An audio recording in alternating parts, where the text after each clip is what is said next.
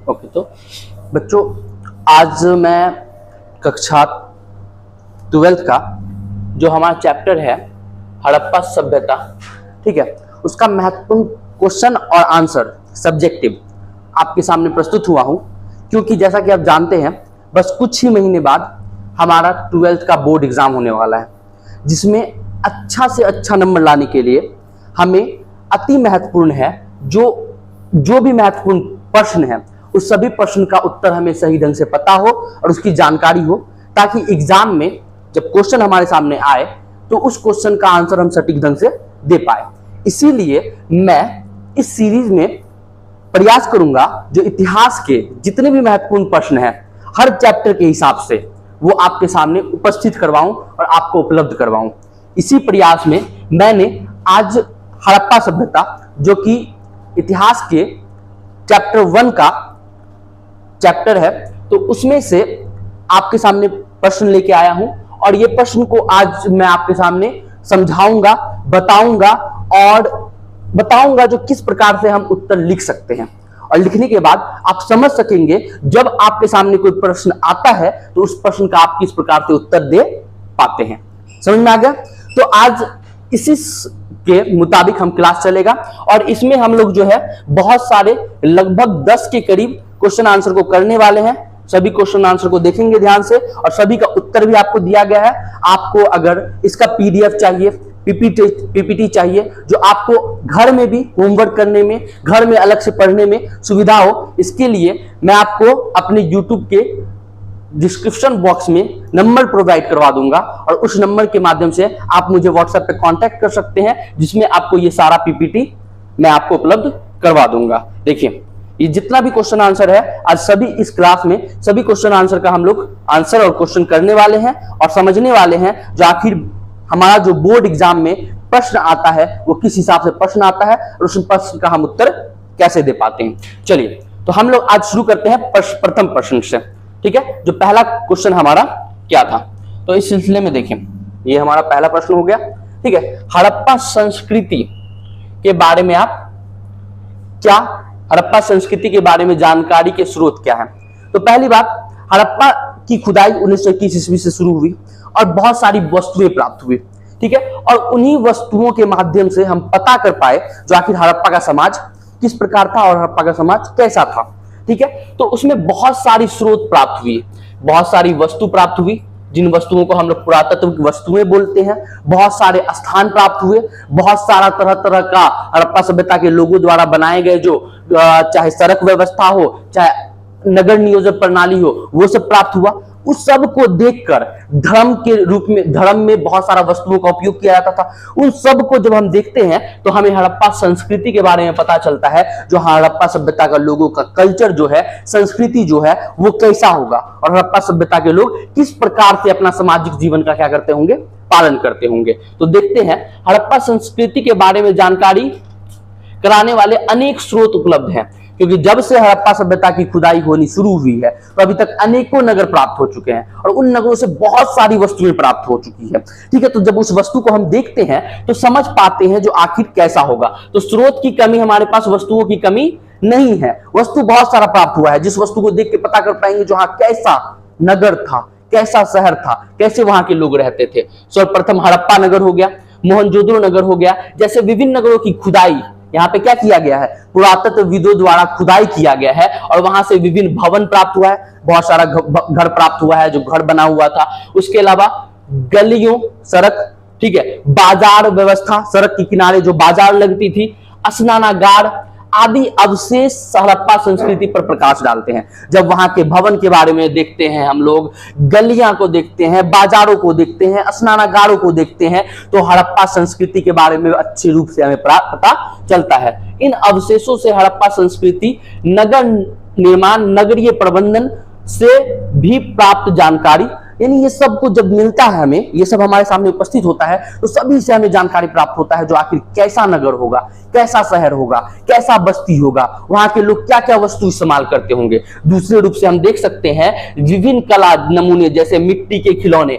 हड़प्पा सभ्यता से जब हम देखते हैं तो वहां मिट्टी का खिलौना मिलता है, मिट्टी का बर्तन मिलता है और अन्य धातु की बनी बर्तन, खिलौने आदि मिलते हैं, धातुओं की मूर्ति मिलती है, जैसे नृत्य करती हुई नारी की मूर्ति, धातु की मूर्ति आदि सब मिला है। विशेषकर नाचती हुई नारी की मूर्ति देखिए यहाँ पे, यहाँ देखिए यह स्नानागार का चित्र आप लोग को दिख रहा होगा, ये नाचती हुई नारी का मूर्ति दिखा, देखिए ये कांसा की बनी हुई मूर्ति थी, धातु की, कांसा धातु उस समय चलता था और ये डांसिंग गर्ल भी इसको कहा जाता है, नाचती हुई मूर्ति है जो मोहनजोदड़ो से हमें क्या होता है, प्राप्त होता है ये मूर्ति। ठीक है, तो हड़प्पा सभ्यता से ऐसे ही अनेक वस्त्र, अनेक स्थान, अनेक स्थल प्राप्त हुए हैं। जब इन सब के बारे में हम देखते हैं, इनको समझते हैं, तो हड़प्पा संस्कृति के बारे में हमें जानकारी प्राप्त होता है। जैसे मिट्टी का खिलौना, विशेषकर नाचती हुई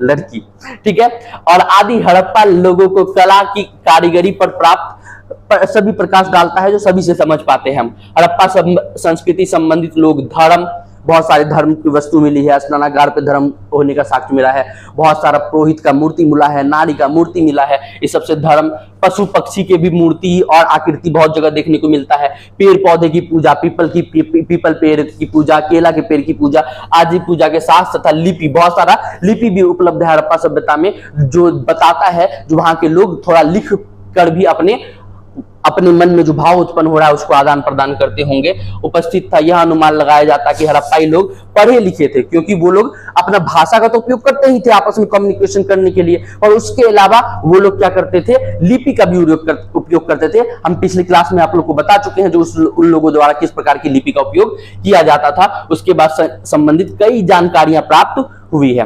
तो देखिए, ये हमारा पहला जो क्वेश्चन था हड़प्पा संस्कृति के बारे में। जब आप इतनी चीजों को समझ जाइएगा, जब आप इन चीजों को समझ लीजिएगा और अच्छे से पढ़ लीजिएगा, तो आपका जो आंसर है वो आंसर आपसे आसानी से बन जाएगा।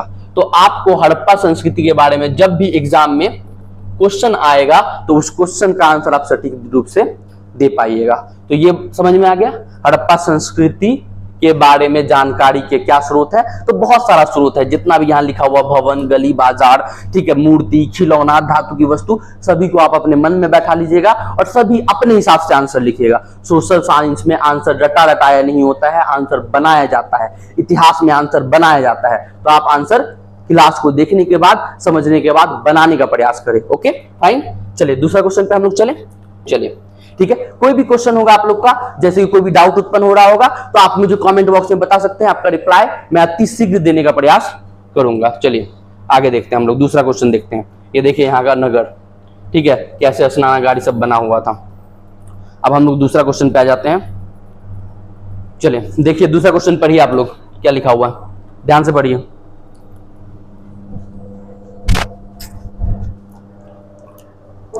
चलिए दूसरा क्वेश्चन हम लोग थोड़ा सा देखते हैं। सिंधु घाटी सभ्यता की धार्मिक जीवन पर प्रकाश डालें। हड़प्पा सभ्यता का एक अन्य नाम है सिंधु घाटी सभ्यता, क्योंकि सिंधु नदी के किनारे बसी हुई थी। आगे वो भी क्वेश्चन है, उस क्वेश्चन को भी हल करेंगे, जो हड़प्पा सभ्यता को सिंधु घाटी सभ्यता क्यों कहा जाता है। अब देखते हैं हम लोग, सिंधु घाटी सभ्यता का धार्मिक जीवन पर प्रकाश डाले, यानी उन समाज में, वो जो समाज था, उस समाज के लोगों का धर्म क्या था, आखिर किस धर्म को फॉलो करते थे, कैसे कैसे कृत्य करते थे। तो हम लोग देखते हैं धार्मिक जीवन की प्रमुख विशेषता इस प्रकार थी।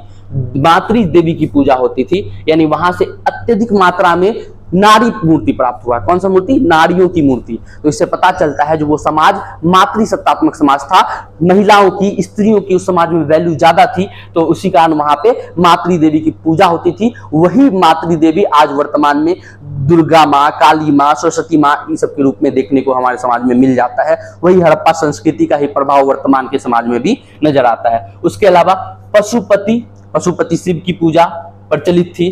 कुबड़ा वाला बैल भी पूजनीय था, क्योंकि शिव का जो सवारी है वो क्या है? बैल ही है। तो कुबड़ वाला बैल की भी पूजा होती है, वर्तमान में भी होती है और उस समय भी होती थी। पीपल के वृक्ष की भी पूजा होती थी, साक्ष्य मिला है, जो पीपल के वृक्ष की लोग पूजा करते थे। वर्तमान में भी हम लोग आपस में देखते हैं ना, हमारे आसपास के समाज में, सावन में जाके घूम के देख लीजिए, पीपल के वृक्ष की पूजा होती है, लोग उस वृक्ष पे धागा बांधते हैं, तो वो होता था। उसके अलावा नाग पूजा, नाग दशमी पे आज भी नाग पूजा होता है, उस समय भी होता था। स्वास्तिक, जैसे कि सूर्य पूजा, स्वास्तिक जो हम लोग ये चिन्ह का उपयोग करते हैं, स्वास्तिक ये जो हमारा चिन्ह होता है, ये स्वास्तिक का जो चिन्ह है, ये सूर्य पूजा का प्रमाण है। तो उस समय भी स्वास्तिक का चिन्ह प्राप्त हुआ है, बहुत सारी वस्तु पे देखने को मिला है। तो इससे लगता है जो वो लोग सूर्य पूजा, अग्नि पूजा के भी साक्ष्य मिले हैं, क्योंकि बहुत सारी वेदिकाएं मिली है, वेदी मिली है, जिससे अग्नि पूजा का पता चलता है, ये संकेत भी मिलते हैं। और उसके अलावा देखिए सबसे महत्वपूर्ण यहाँ पे देखने को मिलता है, एक मूर्ति के स्त्री के गर्भ से, यानी उसकी गर्भ से, पेट से, ठीक है, एक पौधा निकलता हुआ दिखाई देता है। यह संभवतः धरती देवी की मूर्ति है। क्यों? क्योंकि धरती से ही बहुत सारा पेड़ निकलता है, बहुत सारे फसल उगते हैं और उससे लोगों को अनाज प्राप्त होता है। संभवतः हड़प्पावासी धरती की उर्वरकता की देवी मानकर उसकी पूजा करते होंगे, क्योंकि कृषि उऋषि जो होता है सारा धरती से अनाज आता है। तो उस अनाज को प्राप्त करने के लिए मातृ देवी को वो लोग धरती देवी को ही पूजते होंगे, ठीक है, ये माना जाता है। कुल मिलाकर, अब यहां से देखिए, कुल मिलाकर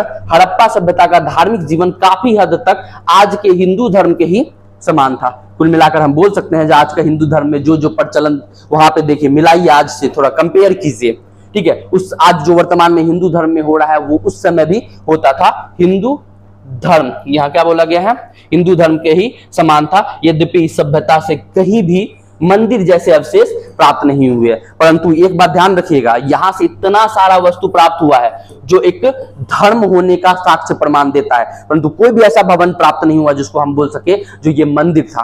तो ये देखिए हड़प्पा सभ्यता का धार्मिक जीवन। आंसर समझ में आ गया? कोई दिक्कत, कोई डाउट कमेंट बॉक्स में बता दीजिएगा। हम आपके आंसर जो भी होगा आपको मैं सहायता करने का प्रयास करूंगा और आपको फिर से समझाऊंगा, ठीक है। शॉर्ट के माध्यम से होगा तो शॉर्ट के माध्यम से भी, शॉर्ट वीडियो के माध्यम से भी आप तक पहुंचने का प्रयास करूंगा, ठीक है। तो इतना समझ में आ गया? कोई दिक्कत इसमें? तो धार्मिक जीवन, हड़प्पा सभ्यता का धार्मिक जीवन पे आप आंसर बना सकते हैं। ये क्वेश्चन एग्जाम में आता है, महत्वपूर्ण क्वेश्चन में से एक है, इसको अच्छा से समझ जाइए और याद कर लीजिए। चलिए अब हम लोग तीसरा क्वेश्चन पे आते हैं। तीसरा क्वेश्चन देखते हैं। देखिए ये नृत्य करती हुई नारी मूर्ति। चलिए अब देखते हैं अगला क्वेश्चन। हड़प्पा सभ्यता के प्रमुख देवताओं एवं धार्मिक प्रथाओं की विवेचना कीजिए। ये थोड़ा शॉर्ट में जो चीज समझाए हैं ठीक वैसे ही समझा देना है आपको। जो हड़प्पा सभ्यता के प्रमुख देवता कौन थे और धार्मिक प्रथाओं की विवेचना कीजिए। हड़प्पावादी बहुदेववादी प्रकृति पूजक थे। एक तो हड़प्पावादी बहुदेववाद थे। बहुदेववादी यानी एक देव की पूजा नहीं करते थे। जैसे हिंदू धर्म में बहुत सारे देवी देवता हैं, शंकर भगवान हो गए, विष्णु भगवान हो गए, कृष्ण भगवान हो गए, ठीक है, अलग रूप है उनका। उसके अलावा बहुत सारे गणेश भगवान हो गए, अलग अलग भगवान हैं। तो इस ऐसी व्यवस्था को बोला जाता है बहुदेववाद। एक देववाद होता है, जैसे मुस्लिम धर्म एक देववाद वाले हैं, अल्लाह को मानते हैं, अल्लाह की क्या करते हैं, उपासना करते हैं, तो एक धर्म एक देववाद हो गया। तो हिंदू हड़प्पावासी कौन से देववाद थे?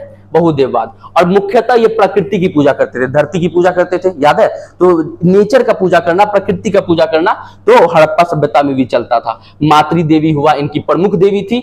मिट्टी से बनी अनेक स्त्री मूर्तियां, ठीक है, अनेक स्त्री मूर्तियां मिली है जो मातृ देवी का प्रतीक ही माना जाता है। बहुत सारी स्त्रियों की मूर्ति प्राप्त हुई है, बड़ी संख्या में मिली है। देवताओं का प्रधान पशु, यहाँ पे पशुपति होगा, ठीक है, पशुपति, ठीक है। पशुपति किसको बोला जाता है? भगवान शंकर को पशुपति भी कहा जाता है, क्योंकि वो पशुओं की रक्षक माने जाते हैं, सभी पशु के रक्षक माना जाता है पशुपति, ठीक है। अर्थात यहाँ, ठीक है, अर्थात वो क्या थे? शिव थे। मोहनजोदड़ो से प्राप्त मोहर योगेश्वर की मूर्ति से पशुपति महादेव का माना गया है। सिंधुवासी नाग, कुबरदार सांड, बैल, योनि, ठीक है, जैसे कि अभी भी शिवलिंग ये सब जो होता है, पीपल के वृक्ष की भी पूजा करते थे। जल पूजा का भी साक्ष्य मिला है, अग्नि पूजा का भी साक्ष्य मिला है। बलि प्रथा थी, जैसे आज भी हमारा जो अलग अलग त्योहार होता है उसमें बलि भी दिया जाता है, तो उस समय भी बलि प्रथा चलता था, समाज में प्रचलित थी। मंदिर और पुरोहितों का अस्तित्व नहीं था, तो कोई विशेष मंदिर नहीं मिला है और कोई ऐसा मतलब वस्तु नहीं मिला है जिससे हम बोल सके जो पुरोहित वर्ग भी समाज में सक्रिय भूमिका निभाते होंगे, क्योंकि हड़प्पा सभ्यता नगरीय सभ्यता थी और उसमें व्यापारी वर्ग भूमिका निभाते थे। तो यहाँ पुरोहित वर्ग और मंदिरों का उतना साक्ष्य नहीं मिला है। तो ये आसानी से जब धार्मिक प्रथाओं और देवी देवताओं के बारे में पूछा जाए, हड़प्पा सभ्यता के बारे में, तो आसानी से आप इसका उत्तर दे सकते हैं, कोई कंफ्यूजन नहीं होना चाहिए आपको। चलिए अब आते हैं हम लोग तीसरा क्वेश्चन पे। देखिएगा चौथा क्वेश्चन पे। चलिए चौथा क्वेश्चन देखते हैं हम, ठीक है। चलिए इसको पढ़ना है थोड़ा। पढ़िएगा। क्या क्वेश्चन नजर आ रहा है आप लोग को?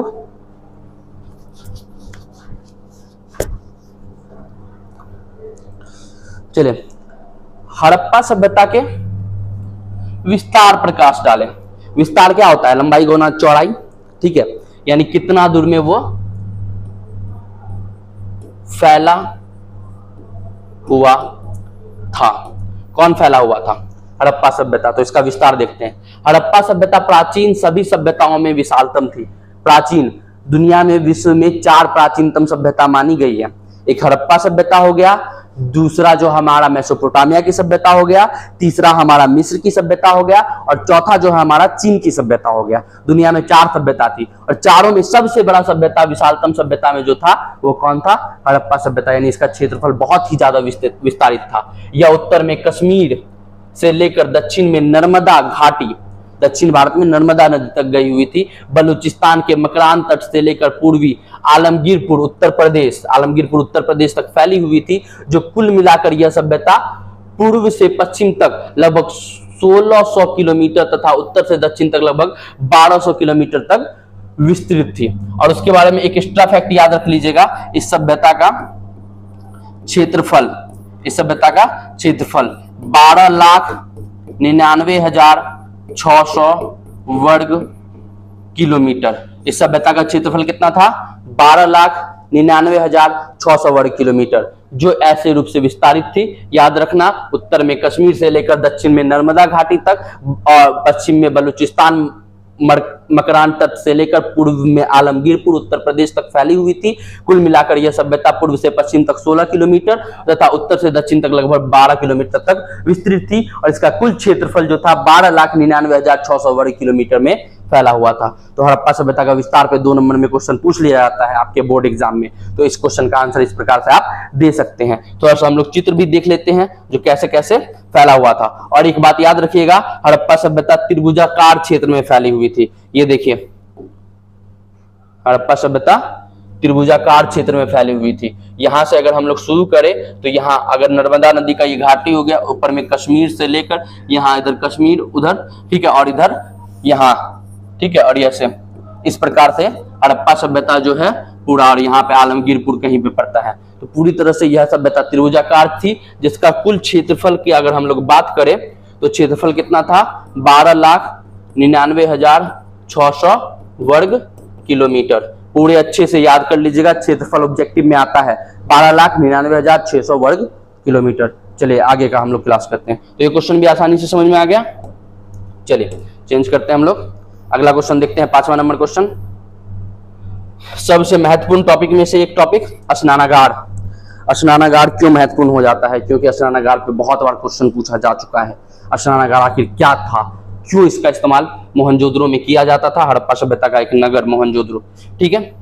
यहाँ पे हम लोग देखते हैं मोहनजोदड़ो का सार्वजनिक स्नानागार के विषय में लिखे। तो इसके बारे में, मोहनजोदड़ो में बना सार्वजनिक स्नानागार अपना विशेष महत्व रखता है, बहुत ही महत्वपूर्ण अपना महत्व रखता है, क्योंकि ये एक मतलब मोहनजोदड़ो में एक विशेष केंद्र के रूप में पाया गया है और ये एक चर्चा का विषय है, इस पे अध्ययन किया गया, ठीक है। यह सिंधु घाटी के लोगों कला का अद्वितीय नमूना है। इतना अच्छे ढंग से बनाया गया था जिससे पता चलता है जो सिंधु घाटी के सभ्यता के लोग जो है कितनी अच्छे वास्तुकार और कितनी अच्छे कला में समृद्ध थे, जो स्नानागार को इतने अच्छे ढंग से बनाया गया था उनके द्वारा। ऐसा अनुमान है कि यह स्नानागार तालाब जो है धार्मिक अवसरों पर आम जनता के लिए नहाने के लिए प्रयोग में लाया जाता है। और माना जाता है ये जो स्नानागार था धार्मिक, जब पूजा पाठ होता था, अनुष्ठान होता था, तो आम जनता के लिए इसको खोला जाता था और वहां पे लोग स्नानागार मतलब स्नान करते थे, वहां पे लोग नहाते थे।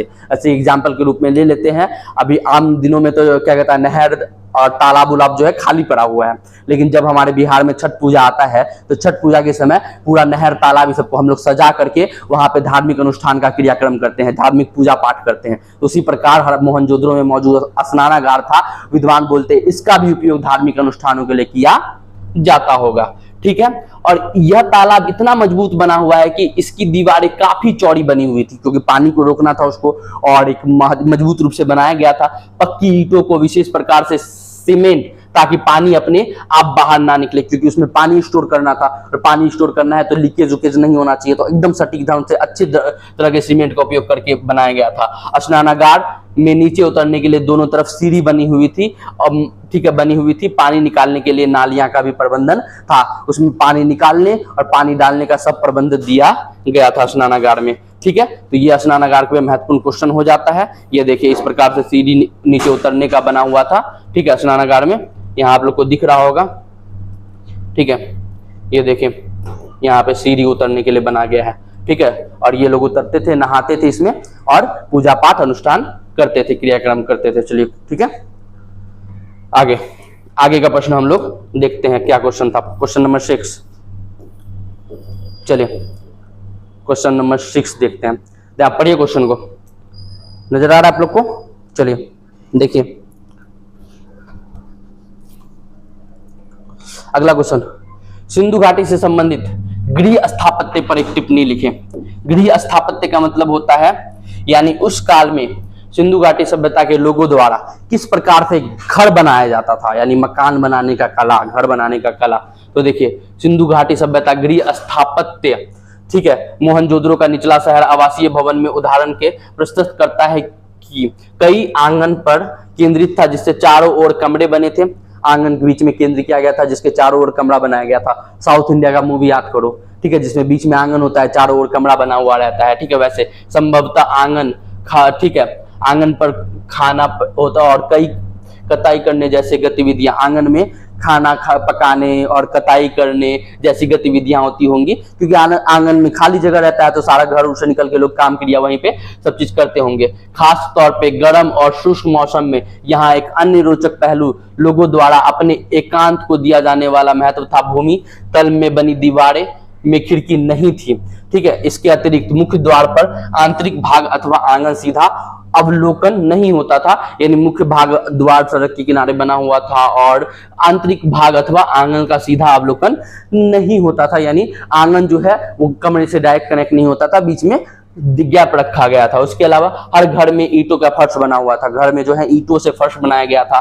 यह एक हर घर में अपना स्नानागार होता था, जिसकी नालियां दीवारों के माध्यम से सड़क की नालियों में जाके जुड़ती थी। ऊपर से हर घर में अपना स्नानागार होता था और वो दीवारों के बगल में नाली बना हुआ था, उस नाली के माध्यम से उसका पानी निकल के सड़क के किनारे जो बना हुआ बड़ा नाली था उस नाली में जाके क्या होता था, गिर जाता था, ठीक है। उसके अलावा कुछ घरों में दूसरे तल पे छत पर जाने हेतु बनाई गई सीढ़ियों के अवशेष भी मिले हैं और कुछ घर में दूसरा तल्ला पे चढ़ने के लिए सीढ़ी भी बनाई गई थी, इसका भी अवशेष मिला गया है, ठीक है। कई अवसरों पे जो कई घरों पे कुआं बनाया गया था और ऐसे कक्ष बनाए गए थे जिसमें बाहर से आया जा सकता था और जिनका प्रयोग संभवतः राहगीरों द्वारा किया जाता था। विद्वानों का अनुमान लगाया गया है कि मोहनजोदड़ो का कुआं की लगभग संख्या 700 थी। तो उसके अलावा जैसे हम लोग अपना बनाते हैं बाहर वाला गेस्ट रूम बनाते हैं, बैठक बनाते हैं जिसमें बाहरी लोग आके बैठते हैं, संभवतः राहगीर सब जो आके ठहरते हैं रात में, जो बोलते हैं आश्रय दे दीजिए, तो वैसा वहां भी चलता था। और उसके अलावा मोहनजोदड़ो से बहुत सारी मात्रा में घर प्राप्त हुआ है और उस घर में क्या मिला है, उस घर में कुआं मिला है। क्या मिला है? कुआं का भी साक्ष्य मिला है और मोहनजोदड़ो में लगभग 700 से अधिक कुआं मिलता है। तो ये सब जब हम इसका अध्ययन करेंगे और इसको समझेंगे तो पता चल जाएगा जो गृह स्थापत्य में हड़प्पा सभ्यता के लोग आज से 500 साल पहले कितनी ज्यादा उन्नत थे और कितनी ज्यादा तरक्की कर चुके थे। समझ में आ रहा है ना? मतलब इतना ज्यादा गृह स्थापत्य कला उनका अच्छा था। घर से पानी निकलना का व्यवस्था, घर में कुआं, घर में स्नानागार, नालियों की अच्छी ढंग से सफाई, खिड़कियों का एडजस्टमेंट, दीवारों को सही ढंग से लगाना, घर के बीच में आंगन होना। समझ में आ रहा है? आज से 5000 वर्ष पहले का बात है ये सब। 5000 वर्ष पहले हड़प्पा सभ्यता के लोग इस प्रकार से अपना घरों का गृह स्थापत्य करके अपना घर बनाते थे, ठीक है। जो आजकल के जमाने में हम लोग का सही ढंग से नहीं बनता, आज से 5000 वर्ष पहले वो लोग इतना सही ढंग से बनाते थे। तो देखिए, पढ़िए और इसको समझने का प्रयास कीजिए। चलिए अगला क्वेश्चन देखते हैं हम लोग। देखिए कितने अच्छे ढंग से लोगों का घर बनाया गया था, सजाया गया था, ठीक है। गृह स्थापत्य, सड़क बनाया गया था, हर सड़क एक दूसरे को समकोण पे काटती थी, बहुत मतलब उन्नत ढंग से। जब हम लोग देखते हैं तो पता चलता है जो आखिर कितना ज्यादा ये लोग विद्वान था और कितना ज्यादा अपना स्थापत्य कला में। देखिए सड़क बना हुआ है, ये सड़क समकोण पे काट रहा है, आगे जा रहा है, फिर यहाँ सब घर बना हुआ है और ये इतना मजबूत बनाया गया था जिसके अवशेष 5000 साल बाद भी हमें प्राप्त हो जाता है, हमें मिल जाता है। चलिए आगे देखिए अगला क्वेश्चन, आगे वाला क्वेश्चन हम लोग देखते हैं। चलिए क्वेश्चन पढ़िएगा, क्वेश्चन पढ़िए।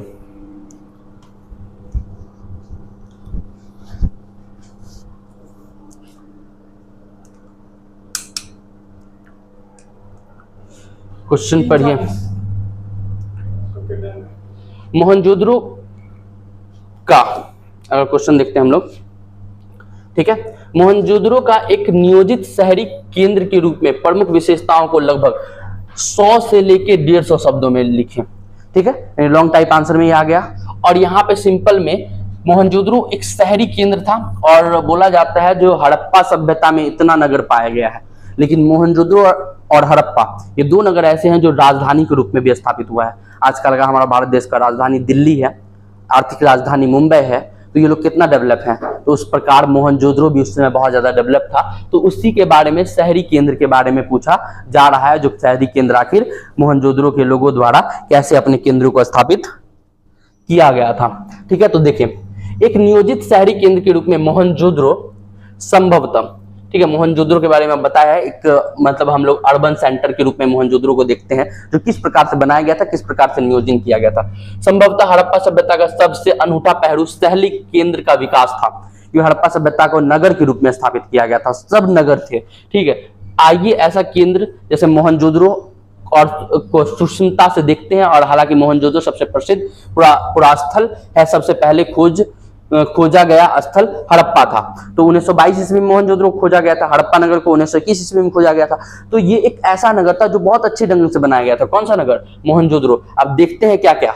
बस्ती दो भागों में बटा हुआ था। मोहनजोदड़ो में बना हुआ जो बस्ती था, यानी वहां का जो रहने वाला बस्ती, समझ रहे हो ना आप लोग, समाज, ठीक है, वो दो भागों में, एक छोटा था लेकिन ऊंचाई पर बनाया गया था, और दूसरा कई अधिक यहाँ पे बड़ा होगा, कई अधिक बड़ा लेकिन नीचे बनाया गया था। पुरातत्वविदों ने इन्हें क्रमशः दुर्ग और निचला शहर का नाम दिया गया है। दुर्ग और दीवारों से घिरा हुआ था।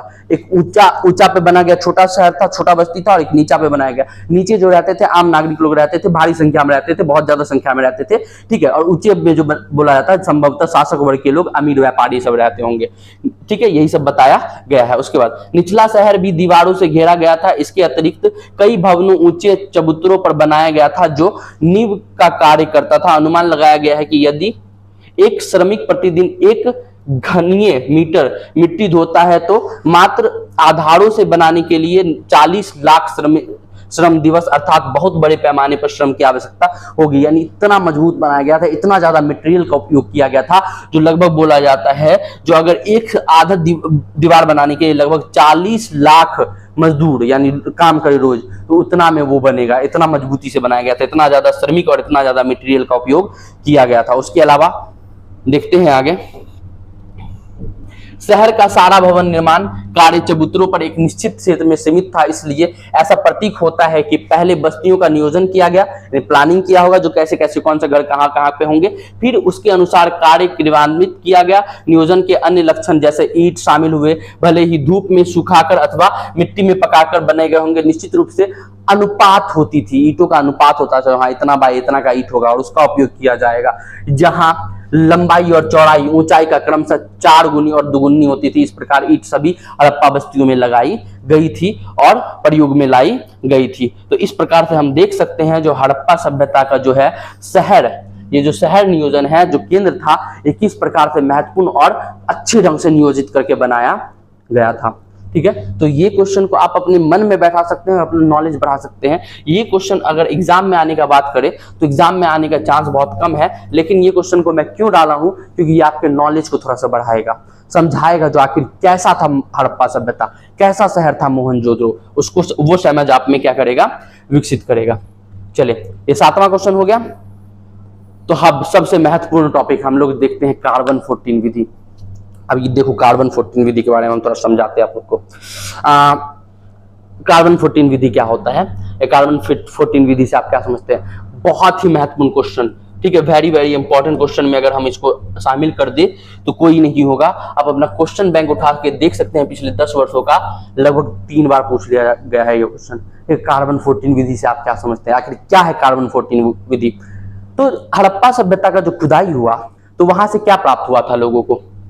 जो भी विद्वान थे उसको क्या प्राप्त हुआ था? पुरातत्व। क्या प्राप्त हुआ था? पुरातत्व। पुरातत्व किसको कहते हैं? पुरानी वस्तु जो जमीन से खुदाई के उपरांत, जमीन को जब उत्खनित किया गया तो उत्खनित करने के उपरांत लोगों को प्राप्त हुआ, और उस वस्तु को वो कितना दिन पुराना है, उस वस्तु वो कितना दिन पुराना है उसको पता करने के लिए एक विधि लाया गया। ठीक है, उस विधि का नाम है कार्बन 14 विधि, और इस विधि को लाया गया था 1946 ईस्वी में। इस विधि को लाया गया कितने ईस्वी में? 1946 ईस्वी में। एक अमेरिका के रसायन शास्त्री थे। कहां के रसायन शास्त्री थे? अमेरिका के रसायन शास्त्री थे। अमेरिका के रसायन शास्त्री थे जिनका नाम था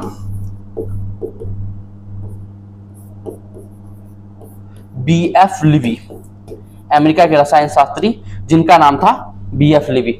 B.F. लिवी द्वारा 1946 ईस्वी में कार्बन 14 विधि लाया गया, और इस विधि के अनुसार वो बता पाए कार्बन 14 के माध्यम से जो किस प्रकार से वस्तु का समय जो है कितना पुराना हो सकता है, पुरातत्व आखिर कितना पुराना है।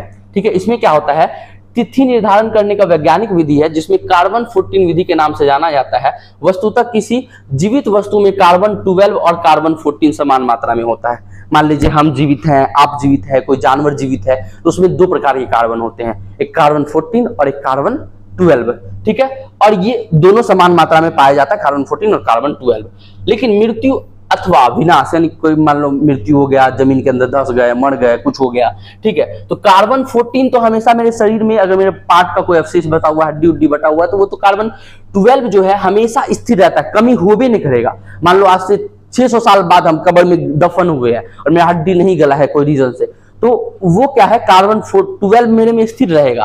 परंतु कार्बन 14 का एक लक्षण होता है, वो निरंतर बल होने लगता है, यानी वो निरंतर निकलने लगता है, क्षय होने लगता है। ठीक है, कार्बन 14 का अर्ध आयुकाल 55, 68 प्लस माइनस 90 वर्ष होता है, प्लस माइनस 30 वर्ष, सॉरी 90 टाइपिंग हो गया है, प्लस माइनस 30 वर्ष, 55, 68, 5568 प्लस ऊपर नीचे हो सकता है 30 माइनस, ठीक है, तो 30 साल उतना मतलब रिसर्च में देखा जाता है 30 वर्ष होता है।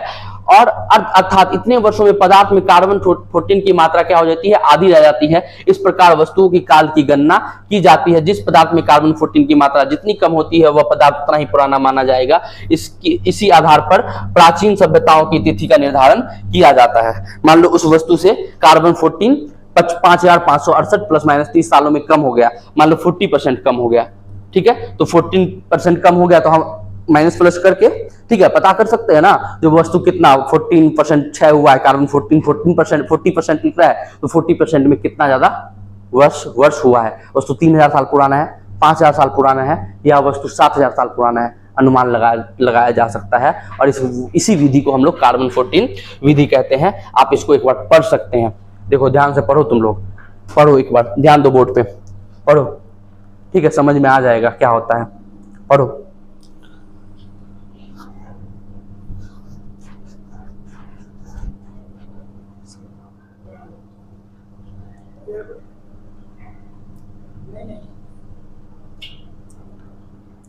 चलिए, हो गया, समझ में आ गया ना। तो ये है कार्बन 14 विधि, और इसको याद कर लेना, रट लेना, बहुत महत्वपूर्ण क्वेश्चन एग्जाम में आता है। समझ में आ गया, हल्का में नहीं मत लो एग्जाम, नंबर अच्छा आएगा तो तारीफ तुम्हारा ही होगा, नॉलेज तुम्हारा ही बढ़ेगा, आगे मोटिवेशन मिलेगा जो हाँ क्या करना है नहीं करना है। समझ में आ रहा है ना, याद करो, अब एग्जाम बहुत करीब आ गया है। चलिए आगे देखते हैं हम लोग, नंबर क्वेश्चन देखो, महत्वपूर्ण क्वेश्चन में से एक क्वेश्चन, और ये क्वेश्चन को भी हम लोग बोल सकते हैं जो बहुत महत्वपूर्ण क्वेश्चन है। पुरातत्व से आप क्या समझते हैं? तो अभी हम पिछला जो क्वेश्चन था उसमें पुरातत्व थोड़ा सा समझाने का प्रयास किए थे।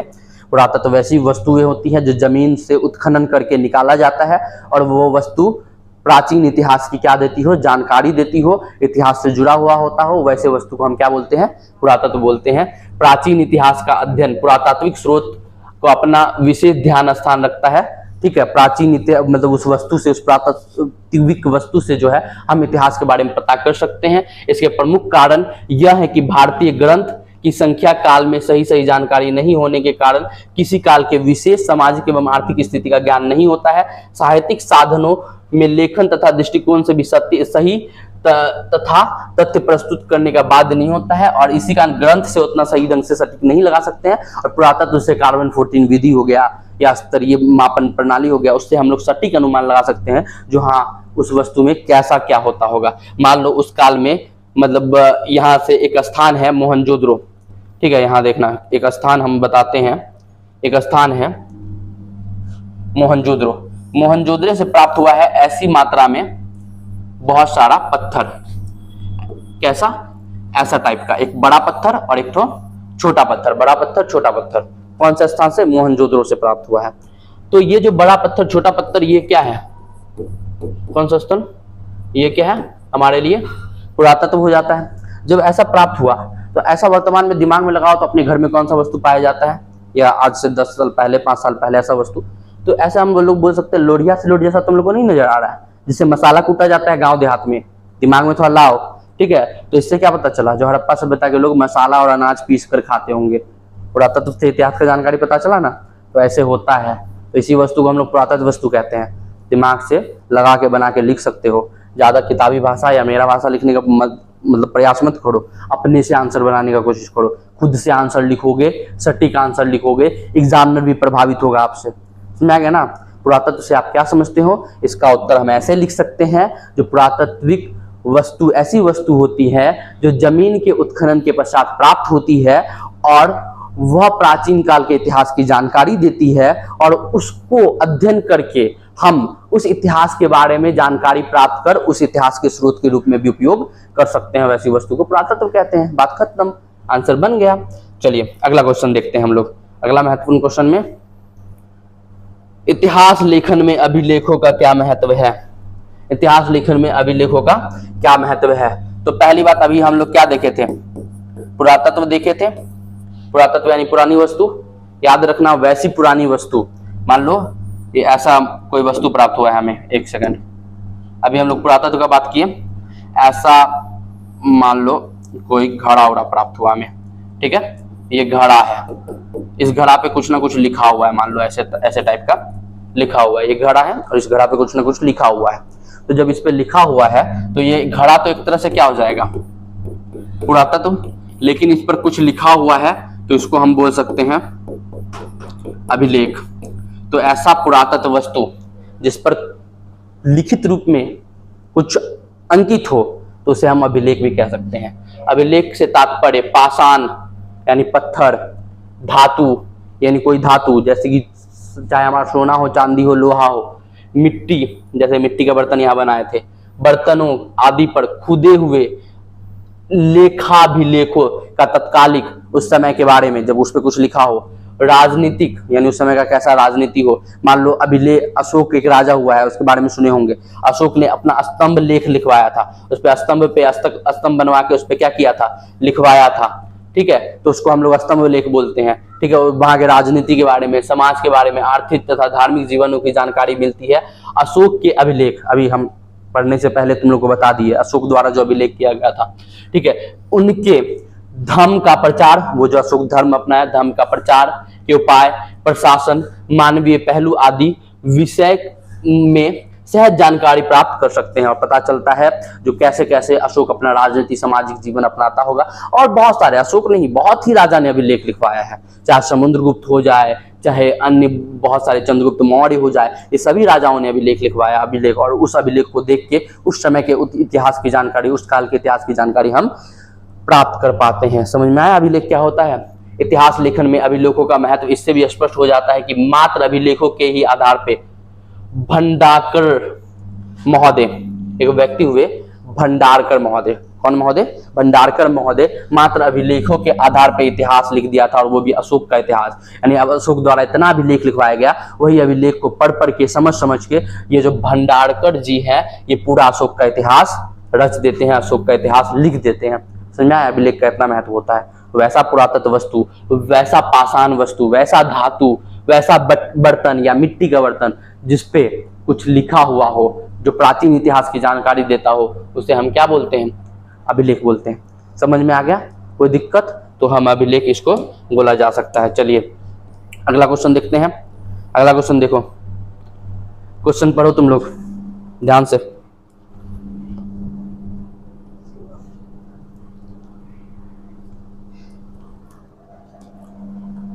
चलिए अगला क्वेश्चन देखते हैं हम लोग। हड़प्पा वासियों द्वारा व्यवहारित सिंचाई के साधनों का उल्लेख कीजिए। यानी हड़प्पा सभ्यता के लोग जो है कृषि तो करते होंगे, अनाज उगाते होंगे, अनाज में सिंचाई का उपयोग कैसे करते होंगे, सिंचाई कैसे करते होंगे फसलों को, यानी पानी कैसे पटाते होंगे फसलों में। तो देखिए मुख्यतः नहर के माध्यम से, कुओं के माध्यम से, तालाबों के माध्यम से, जल संग्रह के माध्यम से वो करने वाले कई स्थानों पे सिंचाई के रूप में प्रयोग में लाया जाता होगा। नदी का पानी नहर के माध्यम से खेत में लाते होंगे, कुओं का, तालाबों का, जल संग्रहों का आदि का उपयोग करके ये लोग सिंचाई करते होंगे। दूसरा, अफगानिस्तान में सोतगई नामक स्थल से हड़प्पाई नहरों के चिन्ह प्राप्त हुए हैं, और ये जो सोतुगई है यहाँ से अफगानिस्तान में हड़प्पाई लोगों द्वारा जो सिंचाई किया जाता है उस सिंचाई के अवशेष भी हमें प्राप्त हुआ है, मिला है। उसके अलावा अगला देखिएगा, हड़प्पा के लोगों द्वारा सिंचाई के लिए कुओं का भी इस्तेमाल किया जाता था। कुआं के माध्यम से, कुआं देख रहे हो, कुआं समझते हो ना क्या होता है, तो कुओं के माध्यम से भी सिंचाई होता है। गुजरात के धौलावीरा नामक स्थल से तालाब मिलता है, इसमें कृषि की सिंचाई के लिए, पानी देने के लिए तथा जल संग्रह के लिए आदि के लिए प्रयोग किया जाता है। तो ऐसे लिख सकते हो आप, आसान, बिल्कुल आसान क्वेश्चन है, इसमें कोई समझने वाला है ही नहीं। सिंचाई जैसे तो कुआं, तालाब, नहरों आदि के माध्यम से हम लोग हड़प्पा सभ्यता के लोग सिंचाई करते होंगे। चलिए ये हमारा लास्ट क्वेश्चन है, इस क्वेश्चन को हम लोग देखते हैं और उसके बाद समझ जाएंगे क्या क्या क्वेश्चन आ रहा है। आसानी से आप एग्जाम में सभी को पढ़ लीजिएगा तो पहला चैप्टर से आपका कोई क्वेश्चन छूटेगा ही नहीं। चलिए देखते हैं आगे। आगे देखिएगा, सिंधु घाटी सभ्यता के नगर योजना का वर्णन करें। सिंधु घाटी सभ्यता का नगर योजना, नगर नियोजन पे महत्वपूर्ण क्वेश्चन है, ठीक है। और ये बार बार पूछा जाता है सिंधु घाटी के लोग नगरों को कैसे बनाते थे। देखिए सिंधु घाटी के लोग नगरों में रहने वाले थे और वे नगर स्थापत्य के बड़े कुशल थे। नगर में रहते थे तो नगर को बनाना भी जानते होंगे ना, घर बनाना, सड़क बनाना, जल निकास प्रणाली बनाना, ठीक है। उन्होंने हड़प्पा, मोहनजोदड़ो, कालीबंगा, लोथल, रोफर जैसे अनेक नगर का निर्माण किया, बहुत सारे नगर बनाए उनके द्वारा। उन नगरों व्यवस्था संबंध निम्नलिखित मुख्य विशेषता का उल्लेख इस प्रकार से है, यानी उन नगर में क्या क्या विशेषता था उनका हम लोग जानकारी इस प्रकार से दे सकते हैं। देखिए पहले, हड़प्पा सांस्कृतिक नगर एक विशेष योजना के अनुसार बनाए गए थे। इन लोगों ने बिल्कुल सीधी 90 डिग्री कोण पर काटती थी सड़क व गलियों का निर्माण किया गया था ताकि डॉक्टर मैके के अनुसार चलने वाली वायु इन्हें अपने आप ही साफ कर देती थी, ठीक है। अब पूर्व पश्चिम बनाएगा और ज्यादातर हवा जो है पूर्वा और पछिया चलता है, तो नगर सड़क जो है ज्यादातर पूर्व पश्चिम बनाया गया था। और ऐसा बनाया गया था सड़क जो एक दूसरे को 90 डिग्री पे काटता भी था। यहाँ पे देख लीजिए, कल यहाँ पे हम लोग सड़क कैसे बनाया जाता था इनके द्वारा। ये सड़क आ रहा है, यहाँ से ये सड़क चला गया, यहाँ से ये सड़क चला गया, आगे यहाँ से ये सड़क चला गया, यहाँ से ये सड़क जा रहा है। तो हर सड़क एक दूसरे को कितना डिग्री पे काटता था, 90 डिग्री पे काटता था, ठीक है। यहाँ से ये सड़क जा रहा है, ये सड़क जा रहा है, ऐसे ऐसे करके 90 डिग्री पे सड़क काटता था, हर जगह 90 डिग्री का कोण बनता था। इतना अच्छा ही लोग स्थापित किया गया था, ठीक है। सड़क बनाया गया था और इसको सजाया गया था, ठीक है। उसके अलावा, ठीक है, बिल्कुल 90 डिग्री पे काटती थी। ये हो गया हमारा, सड़कों व गलियों का निर्माण किया गया था, देख सकते हैं। उनकी जल निकास व्यवस्था बड़ी शानदार थी। जल हर घर से बताए थे, स्नानागार और कुआं होता था, छोटी छोटी नालियों से पानी निकलता था, सड़क के किनारे बनी हुई नालियों में जाके गिरता था, वो नाली आगे जाके बड़ी नालियों से मिलती थी, ठीक है। नालियां बड़ी सरलता से साफ हो सकती थी। नालियों पे ढक्कन ढका गया था, बड़े बड़े शिलाओं से, पत्थरों से ढका गया था, परंतु बीच बीच में मैन होल भी दिया गया था। ये सब होता था, साफ सफाई भी किया जाता था। किसी भी भवन को अपनी सीमा के आगे कभी नहीं बढ़ने दिया जाता था और ना ही बर्तन फेंकने वाली किसी भी भट्टी को नगर के अंदर बनाने दिया जाता था, अर्थात अनाधिकृत निर्माण नहीं किया जाता था, एकदम अधिकृत निर्माण होता था। कोई सड़क पे रोड नहीं, घर नहीं बना दे, ऐसे जो वर्तमान में हो जाता है, यहाँ तक मेरा जमीन है, वो सब नहीं होता था।